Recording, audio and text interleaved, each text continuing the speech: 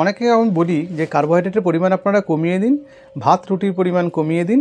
আপনারা শাকসবজি, ফলমূল এবং বিভিন্ন প্রকার বাদাম, মাছ, মাংস খেতে পারেন, সেগুলোর মধ্যে যথেষ্ট পরিমাণে প্রোটিন, কার্বোহাইড্রেট আপনারা এগুলো পেয়ে যাবেন।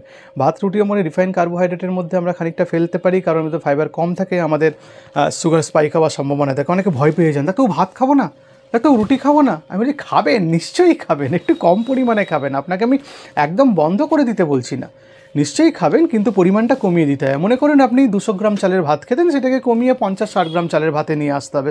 তার পরিমাণ সমপরিমাণ আপনাকে সবজি বাড়িয়ে দিতে বলছি, আপনাকে মাছ মাংস খেতে বলছি, দেখবেন পেট ভরে যাবে। আর আমি তো বলছি না যে আপনাকে একদম ঠুসে গলা অবধি খেতে হবে। যে পরিমাণ খাবার খেলে আপনার খিদে চলে যাবে সেই পরিমাণ খাবার খাবেন, তার থেকে বেশি খাবার খাবেন না। ভাত রুটি কমিয়ে ফেলে শাকসবজি, ফলমূল বাড়ালে আপনার যেমন ক্রনিক অসুখগুলোর সম্ভাবনা কমবে, আবার কনস্টিপেশন থেকে আপনি মুক্তি পাবেন এবং আপনার শরীরে ওজন কমবে। সুতরাং এটা একটু নজরে রাখার চেষ্টা করবেন।